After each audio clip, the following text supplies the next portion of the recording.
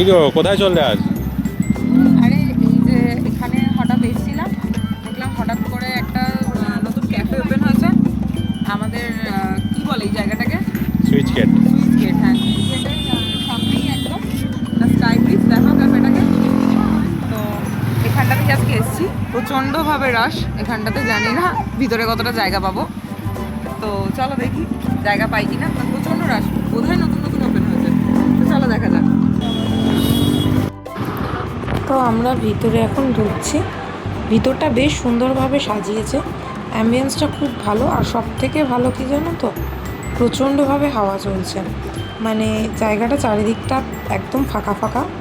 দিনের বেলা আসলে হয়তো আমরা চেয়েছিলাম একটু বিকেল বিকেল আসতে। অ্যাকচুয়ালি যখন বাড়ি থেকে বেরোচ্ছিলাম এই জায়গাটার খবর তখন জানতাম না। আর বেরোনোর সময় হঠাৎ করে ফোনে চেক করছিলাম, নর্মাল স্ক্রল করছিলাম, তো ফেসবুক থেকে এই জায়গার আর কি পাই যে এখানটায় নতুন এরকম ক্যাফে হয়েছে। তো আমরা বেরোচ্ছিলামই, তো ভাবলাম তাহলে চলো এদিকে গিয়ে দেখি যে হ্যাঁ সত্যি এটা হয়েছে কিনা। তো তখন এসে দেখছি যে হ্যাঁ এরকম এই জায়গাতে এটা হয়েছে। তো সন্ধে তো হয়ে গেছিলো, দিনের বা একটু বিকেল বিকেলে আসলে জায়গাটাও সুন্দরভাবে অনেকটা দূর অবধি দেখা যেত, দেখতে বেশ ভালোই লাগতো। এটা নিচে একটা সাইডে তো কাউন্টার আছে, মকটেল কাউন্টার, আর একটা দিকে এসি রুমেরও ব্যবস্থা আছে। এছাড়া সামনে পিছনে দুই দিকেই ওপেন এয়ারে বসার ব্যবস্থা আছে।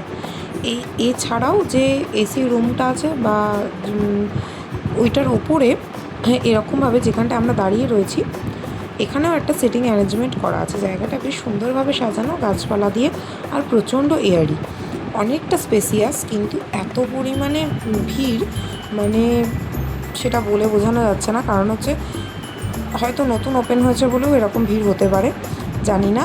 তবে একটা আমার যেটা খারাপ লাগলো যে ওদের প্রচণ্ড টাইম লাগছে যে কোনো অর্ডার দিতে বা যে কোনো কিছুতে। আমরা প্রায় হাফ অ্যান আওয়ার বসেছিলাম, কেউ অর্ডার নিতে আসেনি। তারপরে অর্ডার নিতে এলো যদিও বা, তারও আরও আধ ঘন্টা বাদে, মানে সামান্য দুটো জিনিস ওরকম অর্ডার নিতে আসছে না দেখে আমরা বেশি কিছু অর্ডার করিনি। আমরা সামান্য দুটো, একটা মকটেল আর একটা হচ্ছে ও কিছু অর্ডার করেছিল ওই কোল্ড কফি মনে হয়, আমার এক্স্যাক্ট মনে নেই। তো যাই হোক, এই দুটো দিতে প্রচুর টাইম লাগিয়েছে। তো ঠিক আছে, হয়তো নতুন জায়গা বলে সেরকমভাবে স্টাফ এখনও হয়নি, কিন্তু এত বড় জায়গাটা যখন স্টার্ট করছে তো স্টাফটাও সেরকমভাবে নিয়ে তারপরে জায়গাটাকে বাড়ানো উচিত। তা না হলে হ্যান্ডেল করা খুব মুশকিল হয়ে যায়। এতটা এরিয়া নিয়ে যখন করা হয়েছে, স্টাফটাও যেহেতু সেরকম ছিল না, বেশ প্রবলেম হচ্ছিল। তো যাই হোক, মোটামুটি জিনিসটা ভালোই বানিয়েছিল, এই যে দুটো খেলাম। বাট একটু ফাস্ট ডেলিভারি দিলে যে কোনো জিনিস ভালো হয়, কারণ প্রায় আমরা 1.5 ঘন্টা ওখানে বসেছিলাম শুধুমাত্র এই দুটো জিনিসের জন্য, প্রচুর টাইম। যাই হোক, পরে আশা করি ওদের সার্ভিসটা আরও বেটার হবে। সবাই এরকমভাবেই ওয়েট করছিল। তো বেশ ভালো লাগলো জায়গাটা, কিন্তু বসে আরাম আছে, কোনো এসিতে বসারও দরকার নেই, এত সুন্দর হাওয়া চলছে। তারপর আমরা ওখান থেকে বেরিয়ে একটু এগিয়ে গেলাম। এই রোডটাই যাই হচ্ছে গোজাডাঙ্গা বর্ডারের দিকে। যারা জানো এদিককার লোক বা অনেকেই হয়তো নাম শুনেছো, যারা কলকাতার দিকে থাকো তারাও হয়তো নাম শুনেছো বর্ডারটার। তো এটা হচ্ছে গোজাডাঙ্গা বর্ডারের এলাকা। এই রোডে এই ব্রিজটা নতুন নতুন না, তাও বেশ অনেক দিন হয়েছে। অ্যাকচুয়ালি আমার যাওয়া হয়নি। তো শুভ্র বললো চলো তাহলে কিছুটা এগিয়ে যাই কীরকম হয়েছে। আর রাস্তার পাশে দেখলাম এই লাইটগুলো নতুন দিয়েছে, কারণ আগে যখন আসতাম এই রোডটা পুরো অন্ধকার ছিল। অন্ধকার মানে পুরো অন্ধকার, এই যেরকম যাচ্ছি এরকম টোটালি আলো ছিল না। এখন বেশ ভালোই লাগলো, রাস্তার ধার দিয়ে এই যে লাইটগুলো দিয়েছে পুরোটা বেশ কোনো অন্ধকার নয়, ভালো লাগছে যেতেও বাইকে করে। তো আমরা কিছুটা গেলাম, এখান থেকেই ঘুরে পুরো বর্ডার অবধি যদিও যাইনি, কতটা লাইটটা বসানো হয়েছে এটা দেখতেই গেছিলাম। দেখতেই পাচ্ছ সব রাস্তা এখনও লাইট চালুও হয়নি, কিছুটা অন্ধকার ছিল।